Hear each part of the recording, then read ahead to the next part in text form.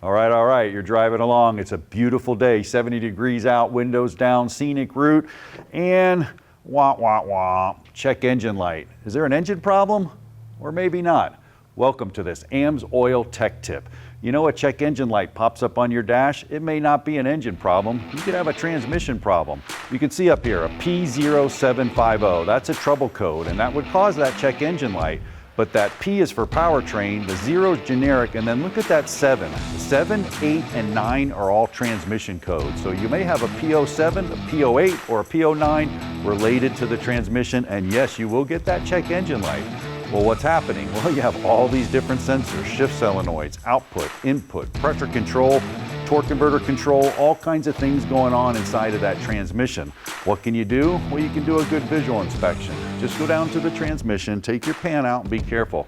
Look at all the electronics riddled inside of there. Once you pull it down, get your fluid out, and then you can start doing your inspection. Check your wire harnesses, check your shift solenoids, check your filter, check your pressure control solenoids. Just go around and look at it all.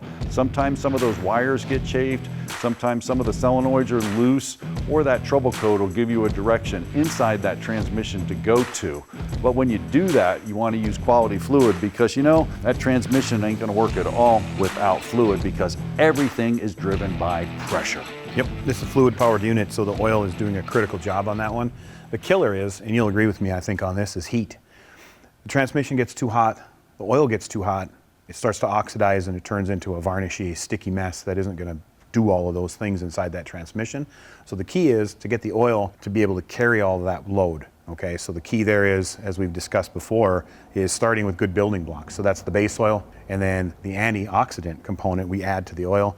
That helps it be able to, you're towing heavy loads, you're carrying big stuff, all kinds of crazy heat that gets in that transmission. The fluid continues to do its job. That's the key. Replacing a transmission can be just as costly as replacing an engine. So why not protect it with the best? Just go to AMSOIL.com.